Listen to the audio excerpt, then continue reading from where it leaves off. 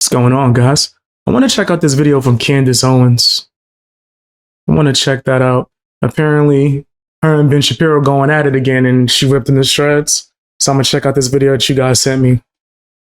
Don't forget to hit the like button and the hype button. Thank you, Katarina.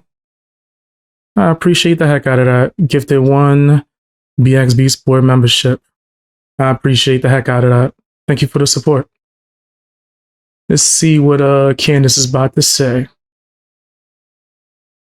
Hold on. Out on stage. I want to make sure I get the timestamp right. And to be clear, I'm not on Ben Shapiro's team. Nope. Not really a fan of him. Seen a few of his debates. It's like, oh, that was cool debates. But the things that he's done and said towards Christianity and towards people that just praise Jesus left a bad taste in my mouth. So I'm totally team Candace Owens. Let's go. He's calling for me. He's calling for me. And I'd like to show up for him today.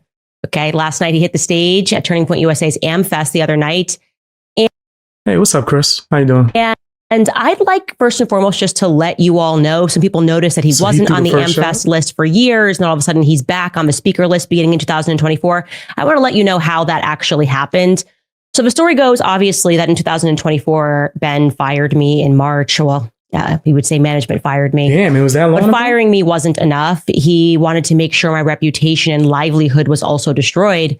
Of course, what happened thereafter is Charlie Kirk instantly came out and supported me because we were like brother and sister, always supporting each other publicly. I remember that. And then I showed you guys a few episodes ago that we found out as I was going to speak in Dallas at their YWLS convention that Ben had sent an intern who was going to ask me a question while I was on stage, but we sort of rumbled this plan and I called Ben out on stage.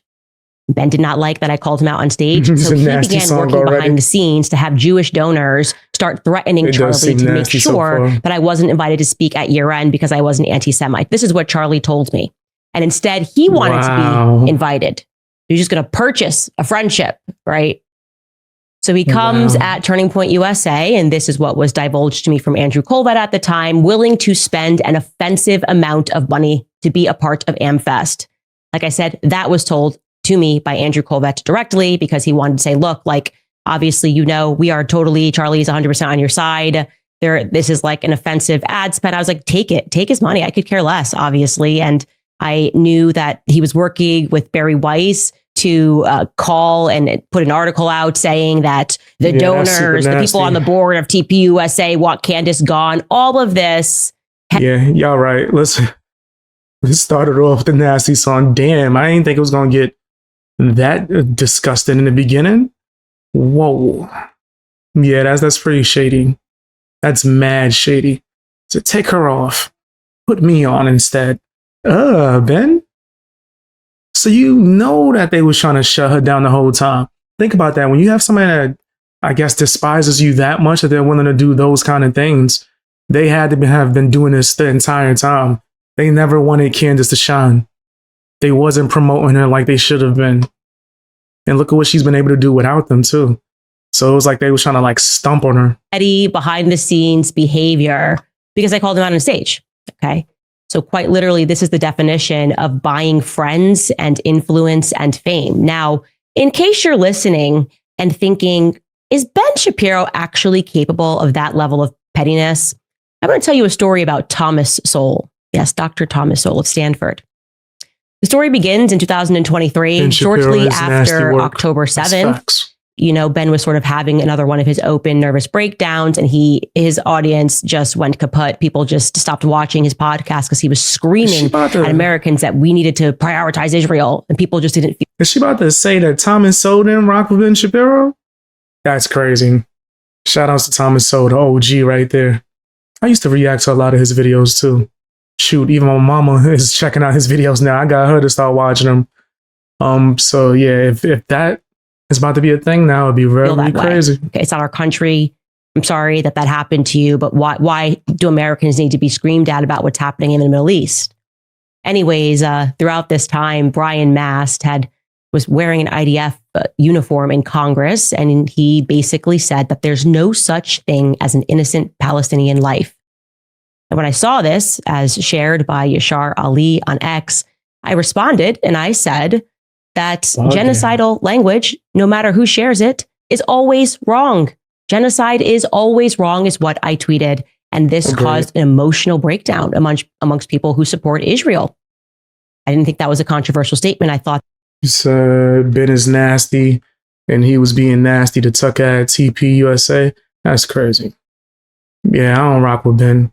I've never been like a Ben Shapiro fan. And now I'm definitely like never going to be a fan of his. He's just doing so many disgusting things. That was sort of what we all believed in. Genocide is always wrong. Anyways, for Ben, he then had some private event, probably at another Jewish donor's house. And somebody... Is that the new clip that's been going around? I haven't gotten a chance to watch it, but people were saying that he was talking crap about Candace and Tucker. Is that the clip that's been going around recently? Caught him standing on a table insulting me over my genocide is always wrong tweet. Take a listen to what Ben had to say. And then the question is about Candace Owens. I think her behavior should be shut down. Yeah, goodness, disgusting for that. I remember seeing this, and I'm not trying to like pause too crazy, but I remember when this video came out, and I didn't understand it. I was like, why is he trying to do stand-up comedy right now? This is what this pretty much was, and it was just horrible and corny.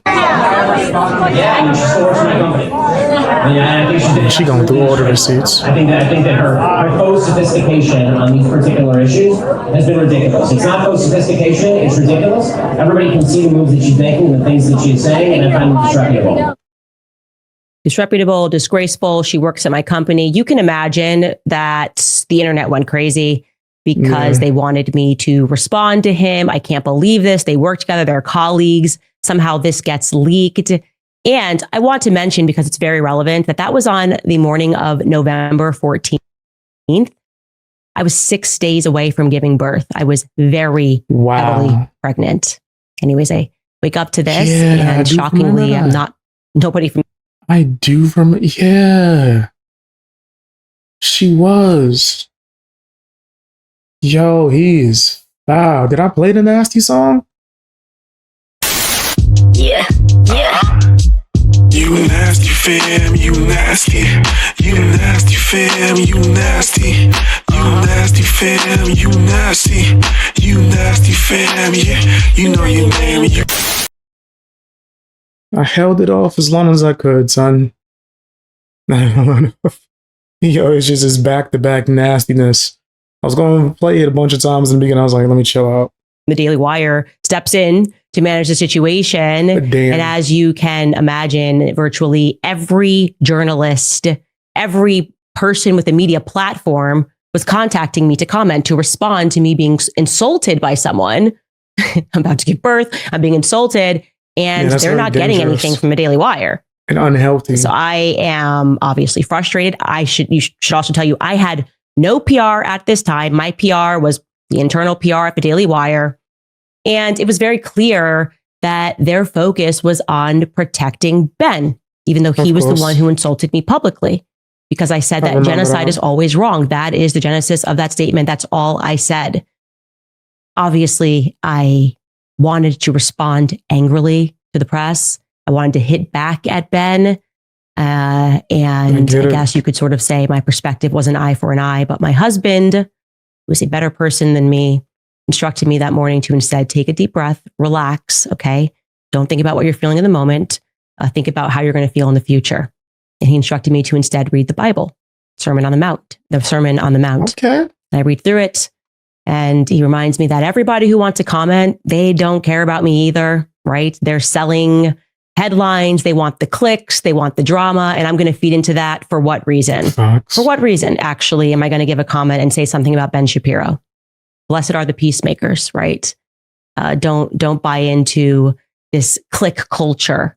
No and problem, so Katerina. I tweeted that. Actually, my husband was right. I called for peace. I tweeted, blessed are the peacemakers. And I made the mistake. I guess it was a mistake I think I remember that. Didn't she say Jesus is king or something like that? Which I don't see the problem with. Jesus is king. I don't see the issue. After I tweeted, "Blessed are the peacemakers," and I'm thinking that I'm going to be commended when I get back to work. Like, wow, you really took the high road. I ended this biblical passage with Christ is king. Christ is the king. Like, he's the only thing that matters. Obviously, Christ is king. Facts. Now, it was just Tucker Carlson's luck that I had been slated to come on his news show the very next day. He had booked me 6 weeks earlier. I got approval from Daily Wire. He booked me for November 15th. So suddenly Ben gets on this table. He insults me. It's trending all over Twitter. And Tucker Carlson is going to be the first person to capture my reaction to it. And when it came time, I kept up with the peacemaker. I decided, I made the decision to just take the high road. I said, I don't want that to negatively impact how people perceive the Daily Wire. There are great people there. I mean, I wouldn't be proud on that, but I'm not taking the bait here. The maturity, bro. The maturity. Like, she's acting on a certain level that you could just tell that she's beyond what Ben Shapiro and any nasty follower is on. While he's trying to go low, which, mind you, they with the same company. He's going low and low, and she keep going high. She's taking the high road constantly, and they keep going after her. What's wrong with saying Jesus is king? I didn't say anything snipey back at Ben because I didn't want to feed the mob. That was my honest perspective. My husband was just right. And also, we're talking about a work colleague, right? Somehow, me taking the high road made him angrier. So here's what he did. Elsewhere in my interview with Tucker, he asks me who I look up to, who I like. And I told Tucker the truth that it was my dream to meet Thomas Sowell. That when I first got into politics, I read a ton of Thomas Sowell books, and I had tried many times to meet him. And obviously he's aging, but I really looked up to Dr. Thomas Sowell. And here's that clip with me and Tucker. How do you listen to when you're trying to figure out, I mean, some of the stuff comes at you so fast and you're talking almost every day or writing almost every day. Who do you read or listen to try to make sense or bounce ideas off of? I have been obsessed with Thomas Sowell. And everybody knows that I am pretty much a Thomas Sowell groupie. Everything he writes, I read. And it is because he was a part of my awakening story into politics and made me focus on the economics, which is to say, block out the noise and pay attention to the economics, go backwards in history to understand where we are. When has this worked? Oh, it's never worked. They're just telling you that it's going to work into the future. And there's no evidence to support that. So when Ben saw that, he decided, Thomas Sowell, hey, that's your dream. You love Thomas Sowell. He thought that was an opportunity to get even with me for taking the high road after he insulted me on stage because he's deeply jealous of Tucker Carlson for reasons that I cannot quite understand. Ben had his team reach out and schedule an interview with Thomas Sowell, which they paid for an offensive amount of money, I presume, to effectively purchase a black man who has no idea what's going on. He's very old, he's in his 90s, to hurt my feelings. Okay. Interview with Tucker is on the 5th. So petty. Like, and mind you, I'm not against a good level of pettiness, but come on, bro. Y'all could have, I don't know, since she was with your company, helped her get an interview or schedule her with an interview with someone that she looked up to. But instead, y'all took that as the opportunity to try to be petty. Like, oh, look who we have on. Crazy. 15th, I think it premieres on the 16th. And Ben gets Thomas Sowell, who he doesn't care about. I'm working at the Daily Wire at this moment, and I'm about to give birth in 3 days. But this was supposed to be like an FU Candace for taking the high road and saying that genocide is always wrong. That is what I mean when I say he is an incredibly petty man. Okay. Now we know how this ends. I then am fired not for what I said, but for what. If you could be petty in a funny way, I don't think nothing's wrong with that. I'm all for some good old school joke pettiness. But if you like petty to that degree, nah, you need help. They assumed that I meant, and for trolls that I didn't respond to, And I want to be clear, you can fire whoever you want. You really can if you're a business owner.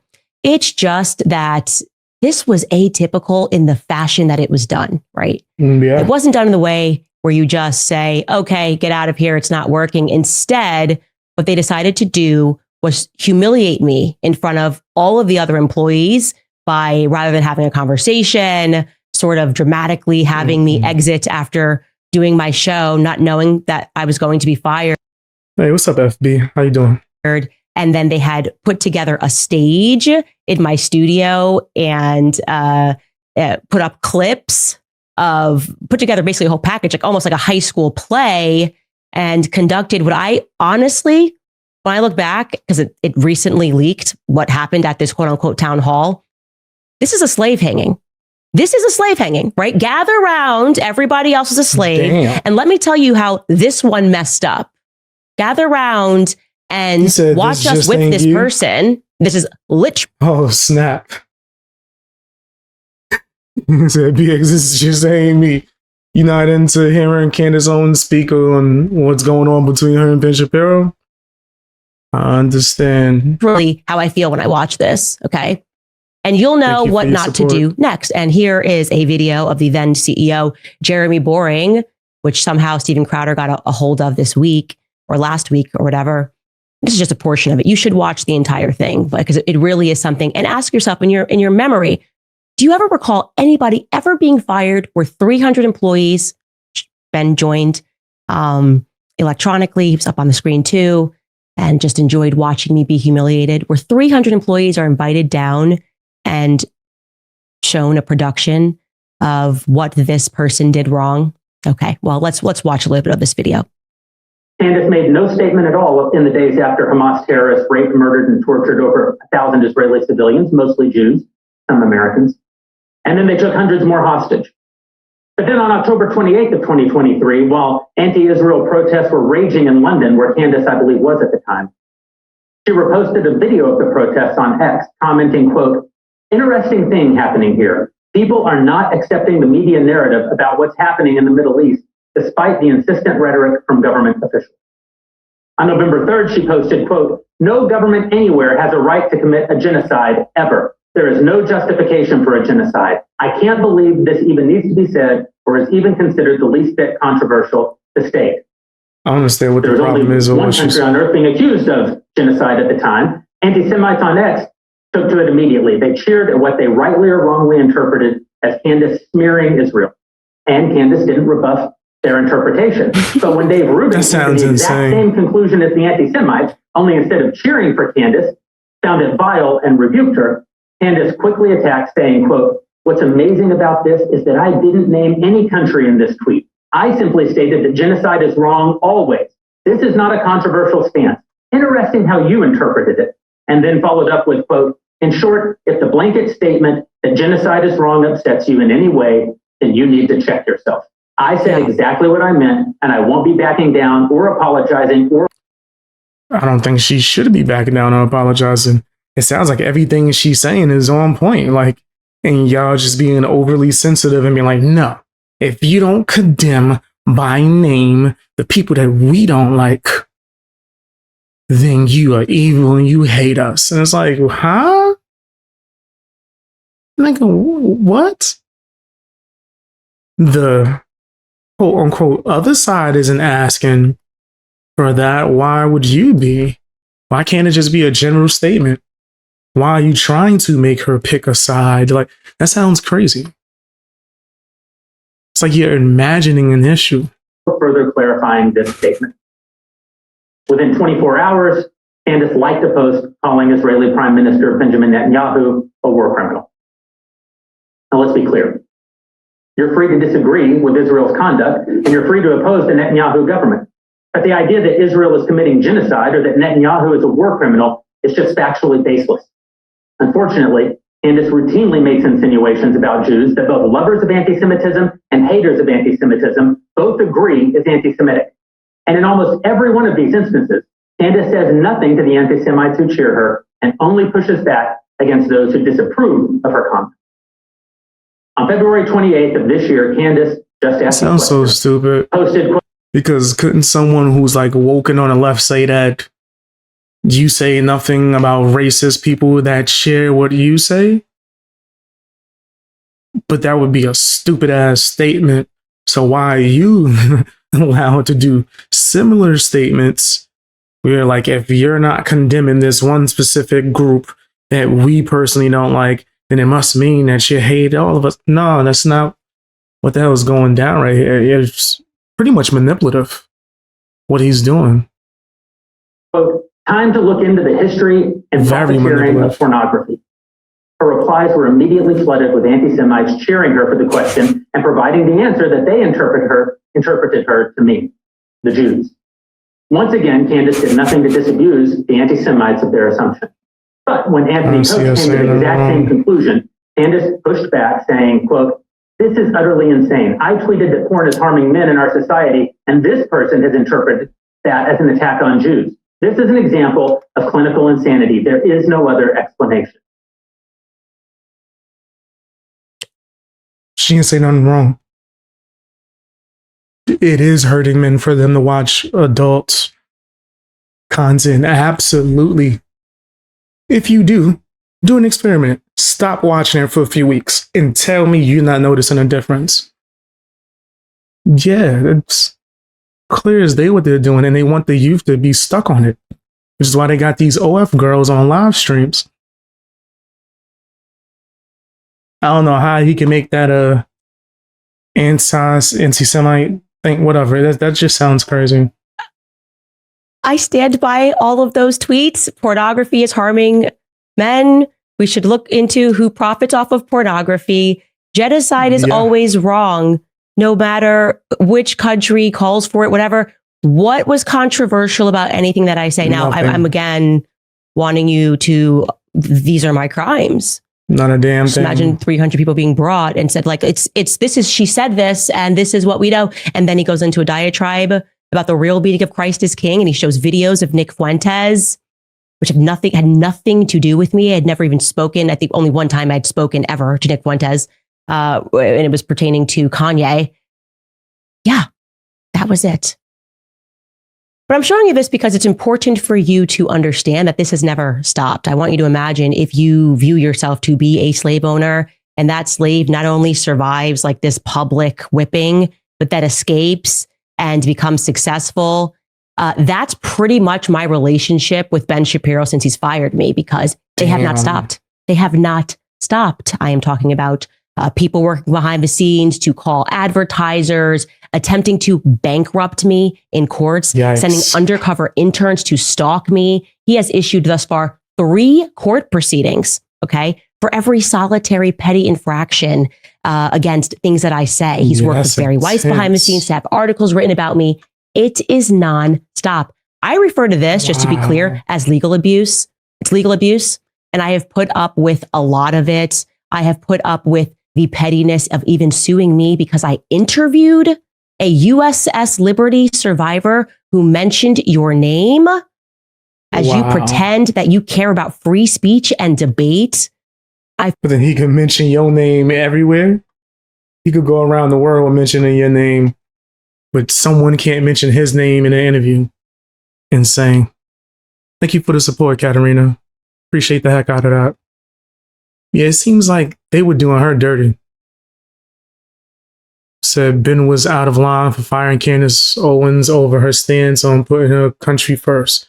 But I'm going to give Candace pushback for offering the platform to Steven Crowder, ex-wife, to smear him.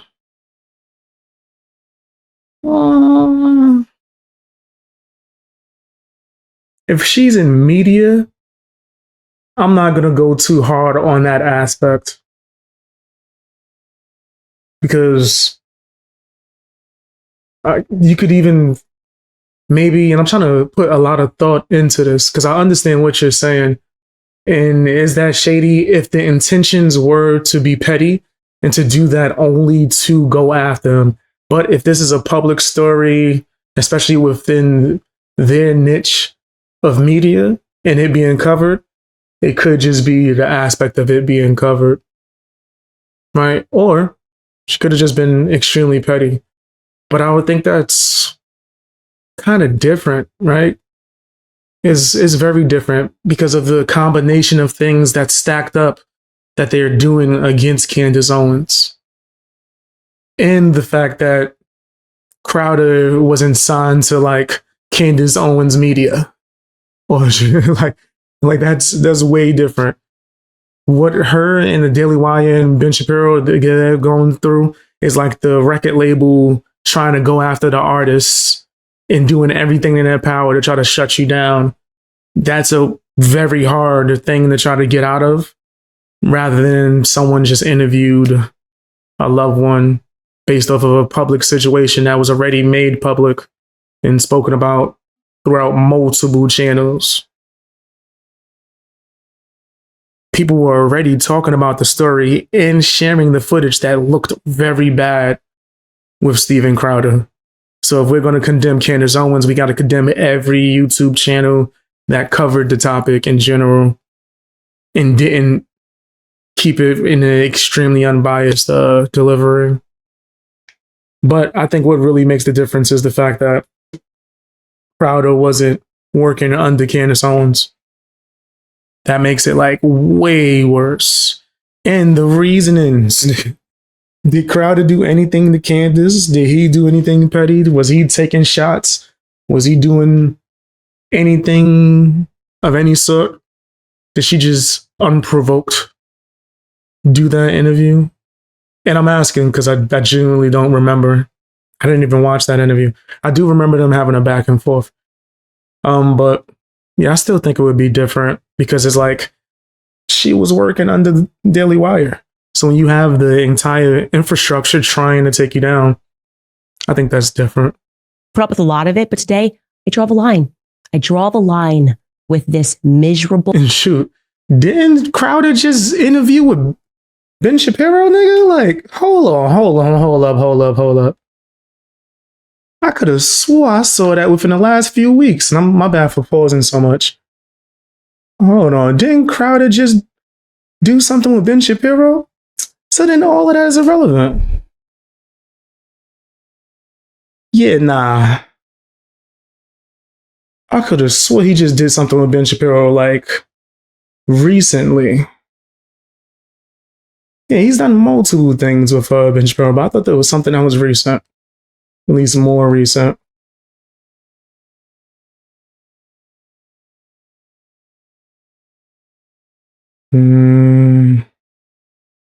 Yeah, no, they didn't do nothing recent. They've done a lot of work together, though, in general. So, yeah, I don't know. Wouldn't Candace be able to say, hey, you interviewed Ben Shapiro? Right? Or any other platform that has gone after Candace Owens that it is supporting Crowder, like BPD, or was it my bad? PBD. Right, like, so, I don't know. There's a lot with that it would have to be put out. I don't think the footage looked good, but we all had bad moments. I agree. And there's two sides to every story. If it was physical, that would be different. What did she say on? Because remember, I didn't watch the interview that she did with his wife. What did she say it was? Did she say that it was physical A? Was she saying that? Maybe I have to watch that interview. I just stopped paying attention to it once I started hearing about the whole court filings and all. I was like, then let them handle that shit. Like, the footage didn't look good. The footage looked horrible. If I'm gonna just be honest, there's a lot of shit that he was doing that I think as a man, you shouldn't do. I 100% think this nigga was tripping. But it was out of context. It could have been so many other things done with it. So I don't really care about the situation. As far as her interviewing the ex-wife, I would have to see the interview to see how nasty and gritty it got. Because I didn't watch it. I stopped paying attention to it. She didn't say it was physical A, but she offered his ex-wife to come on the show without having a debate with Steven Crowder first. I don't think a debate with him is necessary in order to, like, so wait, you're saying that Candace Owens should have talked to Steven Crowder and had a debate before having his wife on. I don't think that's necessary. I don't think, hell no. Nah, that's a stipulation that no one in the entire YouTube goes by. Not a single person, not even him. I don't think he would agree to that. Right? I don't think you have to debate anyone, let alone before you speak to someone else, even if it's involving them. Would it be best if maybe she spoke to them at the same time? Sure, I 100% think that would have worked out horribly, but it would have allowed him to maybe be able to combat certain things.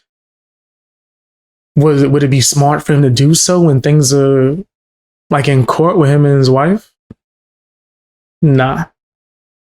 Shit, I don't think the wife should have went on there either. Full imp when it comes to Charlie Kirk. Okay? Don't try me on this, but you keep trying. But yeah, I don't think she had to You're an imposter, Ben. You're an imposter. I don't think anyone has to debate anybody. And I don't think that, in particular in this case, Candace had to debate Crowder, especially if he's turning down debates. And I defend him when he turned down debates.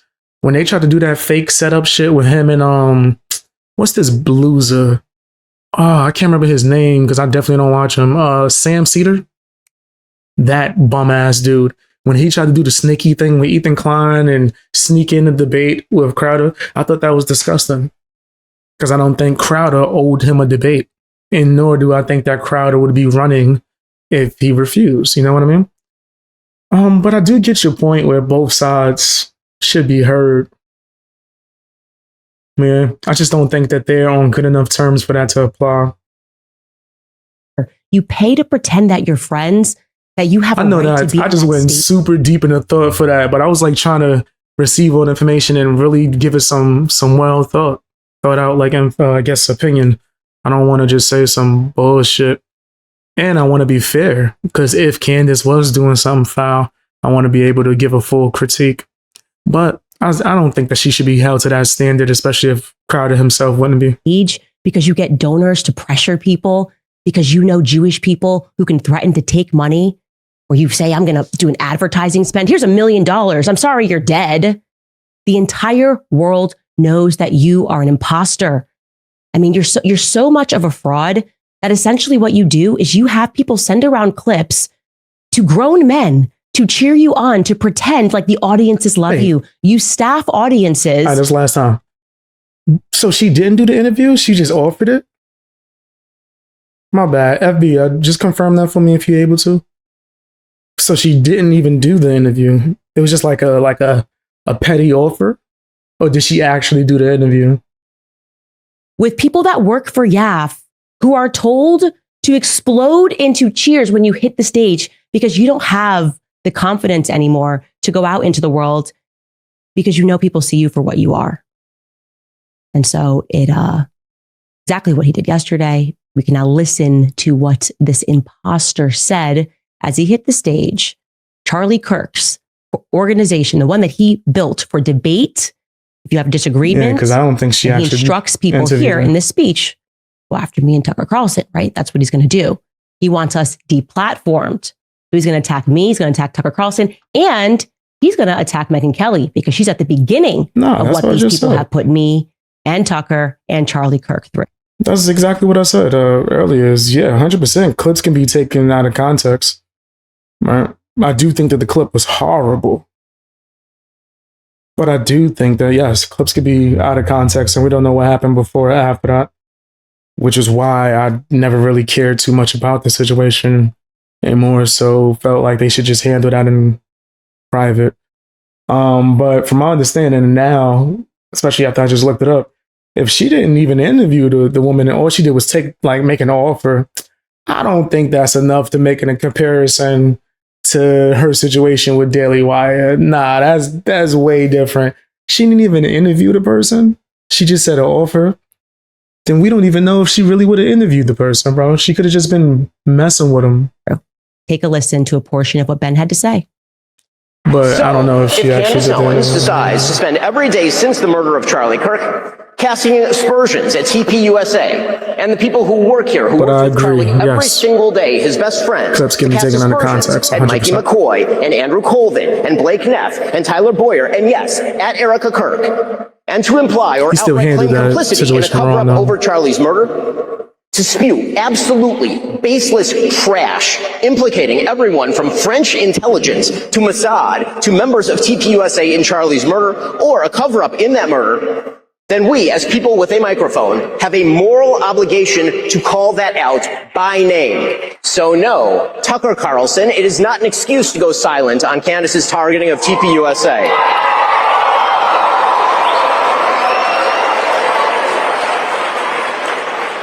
Or to mirror her bullshit lines of questioning because you love Candace personally. The same holds true of Megyn Kelly, a person I consider a friend, characterizing Candace as a young mother and thus shying away from condemning her actions or fibbing about them.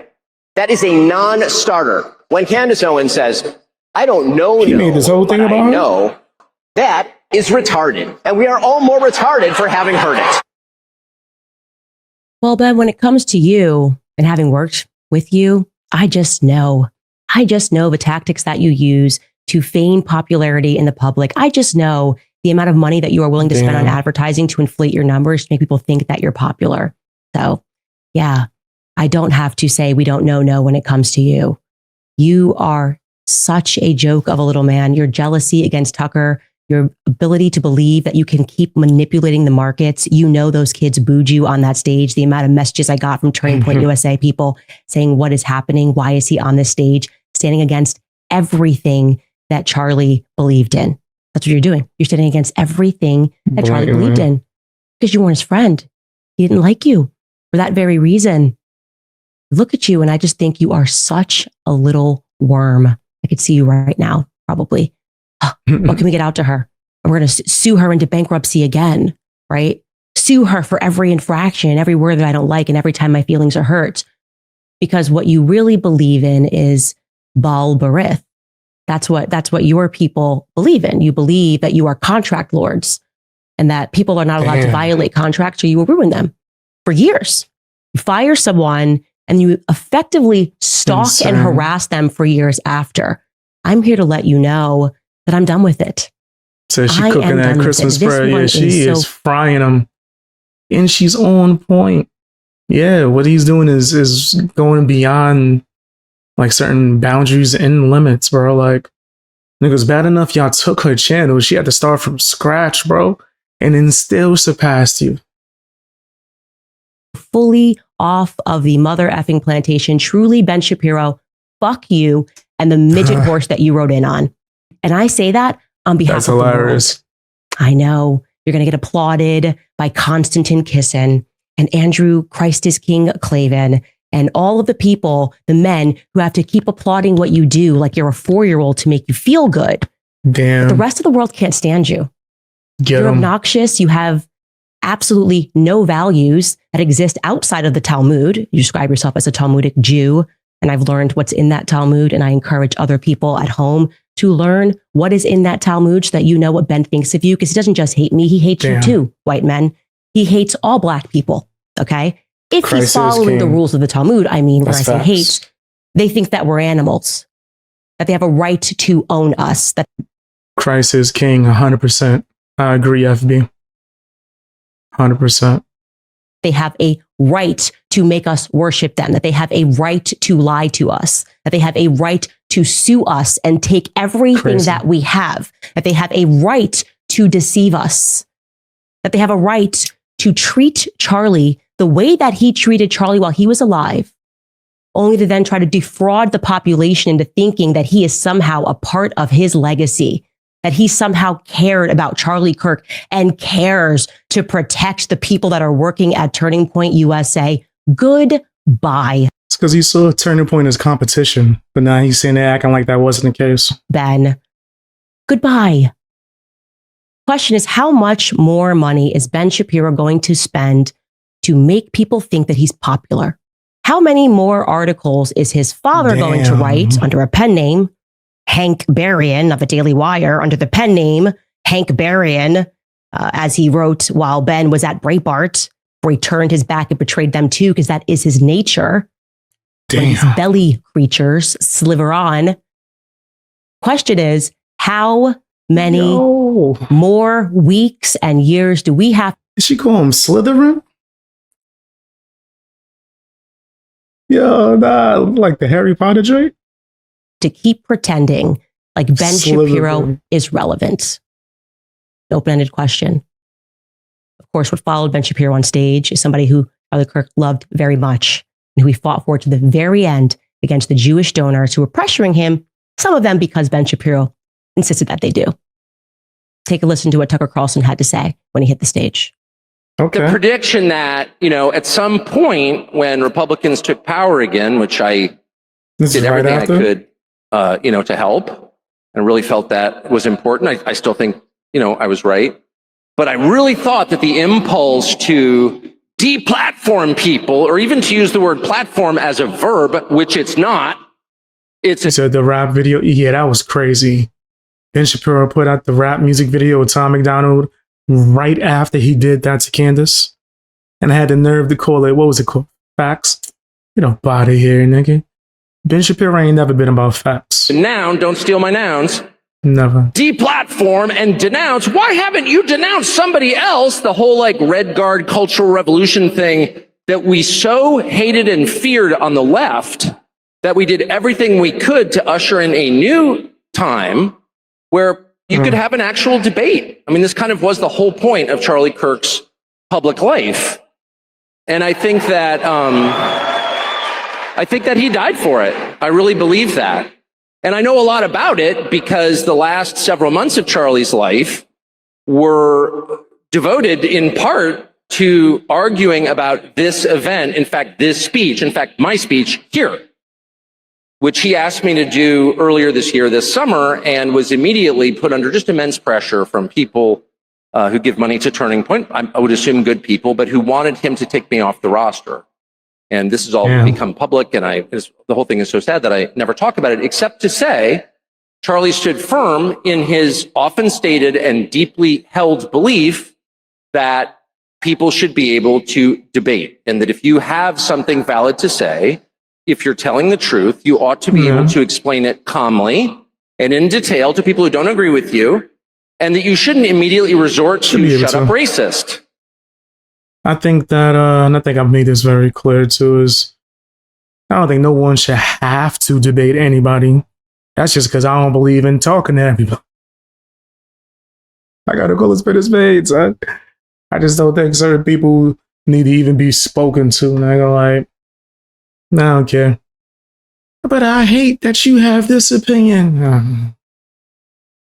But you need to think like me. What? Like, for what? And when you really boil it all down to that, I don't really care, which is why I don't believe that everyone has to debate against everyone. But I do think that you should be able to explain your opinions or your takes on things and yada, yada, yada, for sure. And if someone's able to have a conversation and they're not like a dick, yeah, I think you should be able to have conversations with people. All right, like if someone was that respectfully asked me to have a discussion about my opinions, I wouldn't care. Sure, call into my show.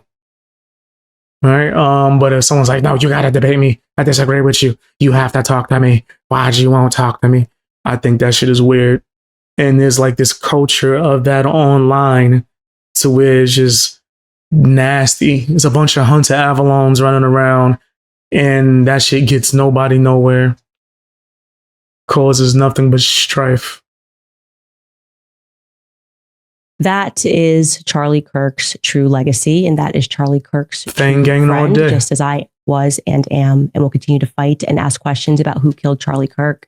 And to people that are at Yeah, I rock home, with Tucker. I implore I you think he's to dope. wake up to these people who believe that they are contract lords. I challenge Black America. What's up, Optimus? Yeah, that was a crazy message. Goes both ways, though. If you ain't gonna debate, but cry and throw disgusting insults like left, nah, yeah, 100%. I think that that's like just weirdos. I think that's just weirdos that will cry. If you're gonna cry and throw insults, that's not even a debate itself, right? It's kind of like those are the people that I don't want to talk to when it comes to like the world of debating or conversation. The people who will cry and throw insults and just say random weird shit, I don't want to talk to. That's why I wouldn't even classify a conversation between two people that disagree even as a debate. I think that would just be a conversation. But I think the online live stream culture has changed the meanings of debates. I watched the Crowder debate the other day that just was so garbage. It made me mad as hell. What the fuck am I watching? Should I watch what's his name? Is it Dave Smith? It was a debate I think he had. And I'm like, okay, this should be good. Let me see. See what they talking about. That shit was getting on my nerve, bro. I'm like, okay, Crowder don't even have real debates anymore. He do the online bro debates. Let me do the debate bro shit now. Let me cut you off. Let me do this.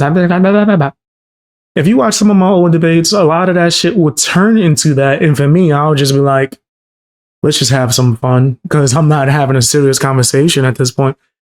So I got tired of it. I'm like, nigga, if we're not going to have a real convo, why even talk to you? Right? Like, I debated Hunter Avalon like, what, 2-3 times? That shit was pointless. It was a good example, right? People were doing video essays on my debate with him because he didn't realize that I was doing in like a mirror, right? I was showing him what he acts like.